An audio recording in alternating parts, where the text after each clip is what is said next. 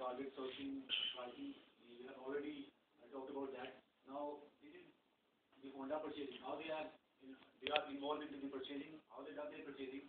Basically, the suppliers from the company, they are involved with the development and the design of the new product. And the best part is that they are maintaining a good relationship with their supplier. So in order, so they want their supply chain structure to do best in practice. So at the same time, requiring the in-depth supplier selection process. So there is some kind of a suggestion in that. So if there is, the Honda is not a small company. They are doing business in all parts of the world. So they require all the time. They require deep knowledge, in selecting the supplier. So this is now we are studying the supply chain structure, how they are doing these things. I'm just going to give you a diagram after that. So this is the main process. They are using the economy of scale, and that works with the coordination of the supplier, and in order to order the raw material in the larger quantity. Because they have to build in time, just in time. They are using that technique. So sometimes they have to manage the raw materials from the supplier, and they have to manage all the system in an efficient way. So this is basically the supply chain structure of Honda. How they are starting? They start from the Honda purchasing. The purchasing department start from that. They select the supplier and the parts from that. Then these parts, sometimes they got it through the trading from different parts of the world. These then comes into the raw material, into the manufacturing area, into the manufacturing section. Here again, the parts are supplied into the Honda supply assembly plant. So in most part of the world, like in Asia, in Pakistan or in some other countries, they don't manufacture. So they just do the assembly. They traded the different parts, and there are their own assembly plants working in those countries. So they are using that as well. So supply chain, what are the major characteristics of their supply chain structure is, the key element is the flow of information. How they are going to deliver this information. Initially, there is a contract. That contract then leads to the investigation to draw out the positive and the negative from that. Then it comes to the quotation, then initial plant visits, prototype, and then they start developing that product. Then after the development of the product, they start testing and evaluation after the feedback they got from the employees and from the manufacturing and all that.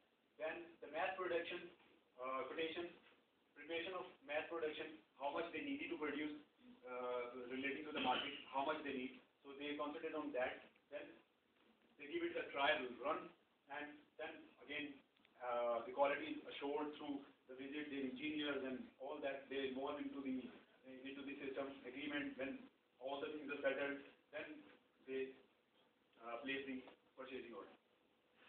So again, the characteristic of these areas are strategic and operational variables that must be factored into the design of the company's global value chain. Because Honda is a global company, so there is no issue like they are just doing it at the national level. They have to manage this thing on a global level. So they have to manage their value chain.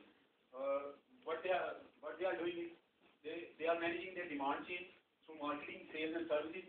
They are focusing on these elements to produce the best product. And then the supply chain, sourcing, manufacturing, and logistics, how these products are then got into the manufacturing process, then how they get to the customers.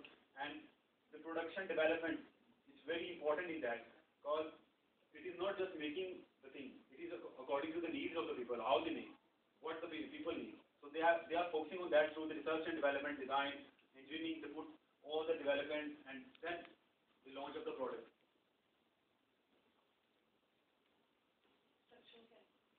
Yeah. So now we are going to give you the structural characteristics of the company. It is also called the executional driver that lifts their process, that motivates their product, and at the same time that reduce their cost and increase the productivity for the company. So as I've already told you in the initial slide, economy of scale. They are using this concept, very important concept. All the order are mainly purchasing order are done by the trading company or the trading corporation in America.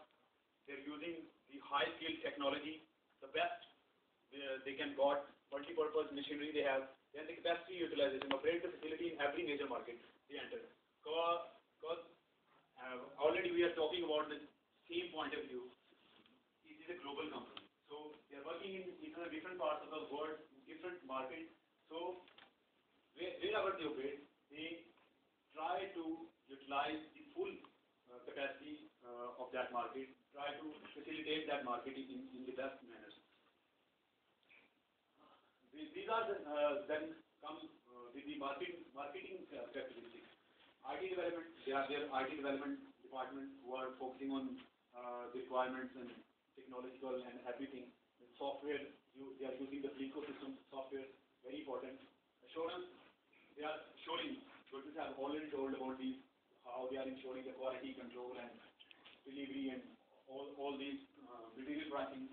External factors are also involved in their supply chain, like in these days, the rising oil prices is affecting the transportation costs for all the markets, not in a single country, but all over the world. Now the oil prices are affecting their supply chain. So they need to manage that as well.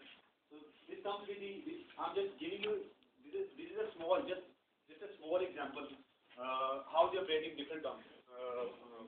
You can take the example of Asian and the Mexican suppliers here. Try to the main plant, then it comes to the local plant. Main plant like in Japan and other parts where they are mainly function. From there, it's then transferred into local plant in different countries. Then assembly is done.